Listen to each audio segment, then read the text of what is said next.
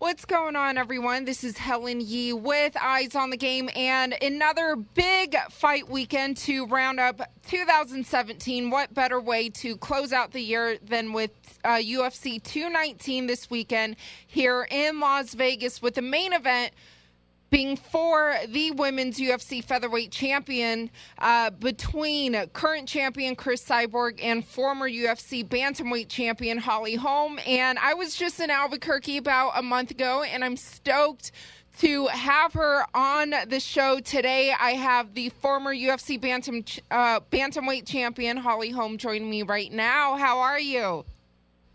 I'm good. How are you?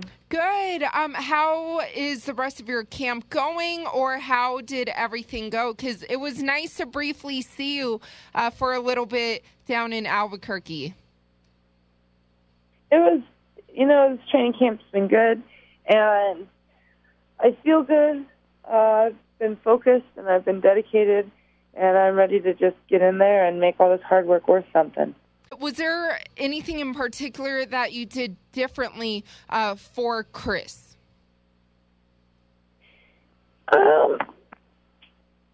Honestly, I just wanted to be the better the best version of me. And so I've been working on that. I've been trying to, improve so that I don't have, I don't keep on some of the bad habits that I have when I'm in there fighting. And I want to be able to expose some of the things that are maybe a little bit more, her flaws. Everybody has them. Every fighter has strengths and weaknesses. And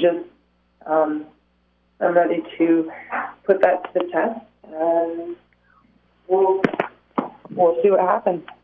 And you say some of the, bad habits, like what, like you said, that you've been trying to work on? Well, I've just been, every fighter has their own style. We never really map out what we see in film, but we watch film and we see, kind of openings that each fighter might have. And I love the team I have. I have full faith in them, and they always have a good game plan going into a fight. And so, we look at the film, but that still gives us just a little bit of a blueprint for it. But other than that, we have to be ready for whatever she comes with, because she's improving on herself as well. She might not be, the exact style that we see in a fight. She's going to come out. She might have changed things on her own because she wants to be unpredictable. We're just going to be ready for whatever she comes with. Now, a lot of people are kind of looking at this fight like striker versus striker. So is that kind of, the game plan going in?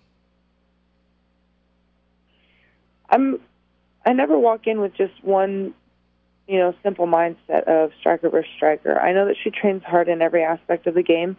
This is MMA, it's mixed martial arts, it's everything.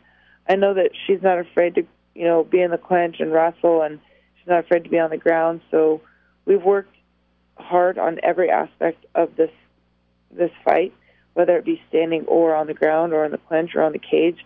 Wherever the fight's going to go, I'm going to be ready. And what have you thought of some of Chris's previous fights and her recent win over Tanya Evinger? She's kind of ran through a lot of her opponents. I think that some of her opponents may have even been capable of more, but she kind of imposes her will before she gives them a chance to even be able to answer to anything. And that's not going to happen in this fight. I know that she's a very, very dangerous fighter. I know she's a very good fighter, but when that bell rings, she's facing a whole different person in me than she's fought before. And I've seen her go in there, and she has confidence, and she goes forward and she goes hard, but we'll be ready. And you say, when she steps into the octagon Saturday night, she is facing someone different in you. And that's where, I've been reading and seeing a lot recently that tons of people are predicting you to upset her. And I know this is a position you've been in before, particularly about 2 years ago with Ronda Rousey. What are your thoughts of being a kind of quote-unquote significant underdog again? And, to have people say, hey, Holly will upset Cris. I think that with the Ronda fight, a lot of people really didn't give me a chance. And then after that fight, they thought, oh, okay, well, this is somebody who can kind of overlook what paper says and what critics say and can go in and do her own thing. So I think now after that, there are some that think, oh, you know what, I think Holly can do it because she's been there before.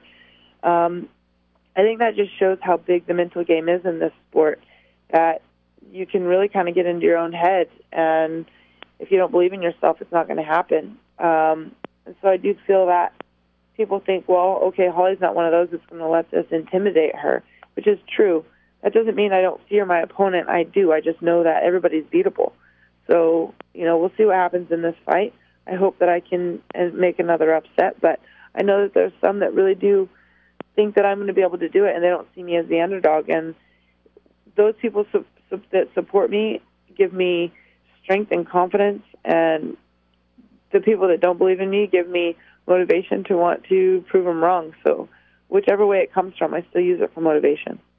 And if you are successful on Saturday, would you consider this a greater victory or your win over Ronda for the bantamweight title? Honestly, each fight is its own. And if I didn't, the fight over Ronda was obviously the most known victory I have, but there's some victories in my career that have been really big to me as well that maybe weren't as televised or weren't as watched. That was the biggest upset of any of my fights for sure. But I definitely don't want my whole career to be remembered about the fight with just her. So it'd be awesome to be able to get another win, over somebody like Cris Cyborg. So I don't think that there's really one fight that would be, the biggest thing. I think they all have helped, shape the person I am, the fighter I am, and they all have had their own part in, my legacy. And so I want this win to be there for this fight. I don't really compare it with any others. It's its own journey. What would it mean for you to become the first women's UFC, bantamweight and featherweight champion, and to win in 2 divisions?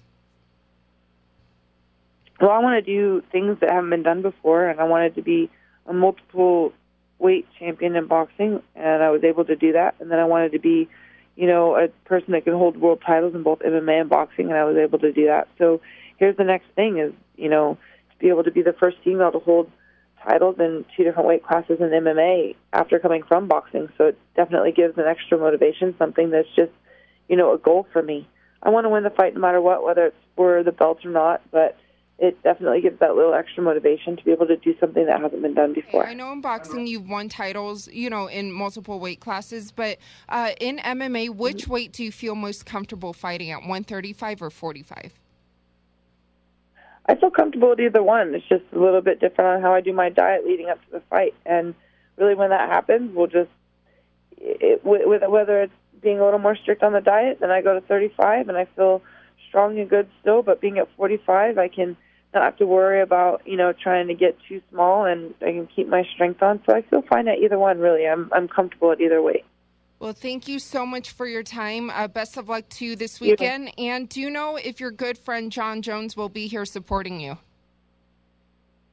I haven't talked to him in a little bit, but I've seen him here and there, but I think he's probably spending time with his family for the holidays, and I hope that he is.